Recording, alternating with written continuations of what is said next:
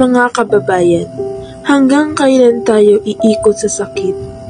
Hanggang kailan tayo papayag na tayo'y paulit-ulit na lang iniipit? Araw-araw tayong pagod at kapos sa bulsa, habang sila na may busog sa perang hindi nila kinita.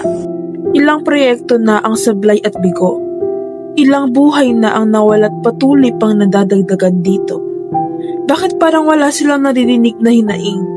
Hanggang kailan tayo tatahimik at magpapalupig sa maling gawain? 500 piso raw para sa Noche Buena. Kay pait. Para bang hindi nila alam ang gutom at hirap na sa atin ay sumasapi. Tayo ang nagbabayad. Tayo ang nasa linya. Pero barya lang ang balik sa atin ng sariling pamahalaan na dapat ay kakampi natin.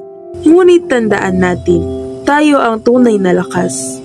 Tayo ang boses na hindi dapat mawala sa hirap at pagkapagod ng bukas.